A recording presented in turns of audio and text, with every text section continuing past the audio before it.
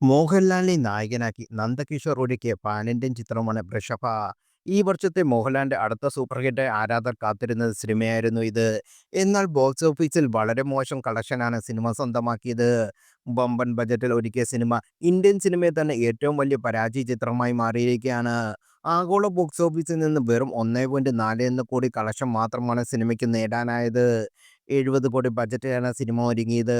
കേരളത്തിൽ നിന്ന് വെറും 85 ലക്ഷം മാത്രമാണ് സിനിമ നേടാനായത്.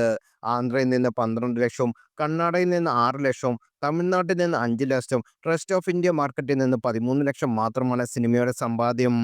ഓവർസീസിൽ നിന്ന് 20 ലക്ഷം മാത്രമാണ് സിനിമയുടെ നേട്ടം. ആദ്യ ദിനം ആഗോള ബോക്സ് ഓഫീസിൽ നിന്ന് വെറും 88 ലക്ഷം രൂപ മാത്രമാണ് സിനിമ നേടിയത്. ഇതിൽ 46 ലക്ഷവും മലയാളം പതിപ്പിൽ നിന്നാണ്. സിനിമയുടെ തിരക്കഥയ്ക്കും മേക്കിങ്ങിനും VFXനും മോഹൻലാൽ പ്രകടനത്തിനും എല്ലാം വിമർശനങ്ങൾ ലഭിച്ചിരുന്നു. വളരെ മോശം എഴുത്താണ് സിനിമയുടേതെന്നും സംവിധായകന് മോഹൻലാലിനെ ഉപയോഗിക്കാൻ കഴിഞ്ഞില്ലെന്നും കമന്റുകളുണ്ട്. പല സീനുകളും നാടകത്തെ ഓർമ്മിപ്പിക്കുന്ന സിനിമയുടെ മലയാളം ഡബ് നിരാശപ്പെടുത്തിയെന്ന അഭിപ്രായങ്ങൾ എല്ലാവരിടത്തും വന്നു. ഈ ബ്രഹ്മാണ്ഡ പാൻ ഇന്ത്യൻ ഇതിഹാസ ചിത്രം മലയാളം, തെലുങ്ക് ദ്വിഭാഷകളിലാണ് ഒരുക്കിയത്.